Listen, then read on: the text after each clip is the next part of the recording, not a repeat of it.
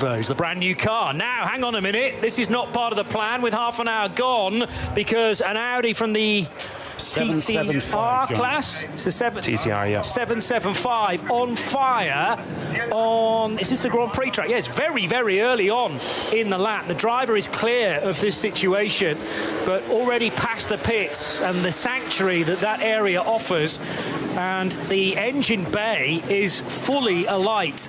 And the problem is sourcing the right fire extinguisher in a hurry and having to try and attack this fire when most of it is under the hood.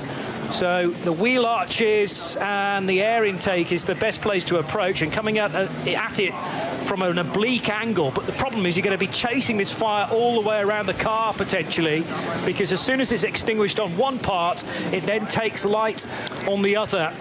And the danger is that this fire starts to take even more of a hold of an Audi, which is being perhaps irreparably damaged at this stage of the weekend. The conflagration isn't being stymied by the extinguishant, which leads me to think that, you know, hopefully the driver knocked the ignition off. If he hasn't, we've still got a fuel pump there pumping fuel, and that looks like a fuel fire. Yeah. It's under the hood, it's in the engine bay, and it is well alight.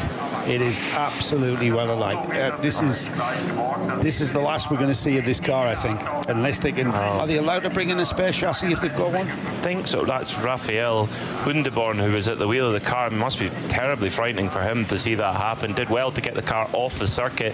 Now the fire unit are there with the extinguishant and getting the fire out. We did see this last year with a Golf that had an engine bay fire.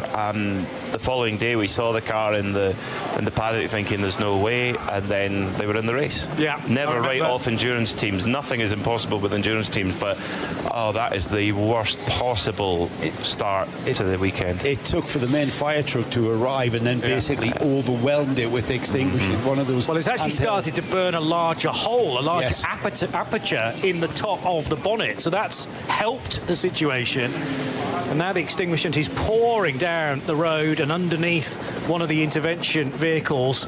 It's a dangerous game to be playing now to lift the bonnet. Turns here, which is that tight right-hander off the start-finish straight, and before you turn left, he knew the car was alight. He knew there was a problem, and he just pulled the car over, and thankfully something goes pop as he turns right through the first element of the Yokohama S, and that's as much warning as he got. And actually, as the car is continuing to be in motion coming out of the second element, the fire wasn't really that present, and then as soon as the car stopped, it's able to gulp in a little bit more oxygen, and all of a sudden it just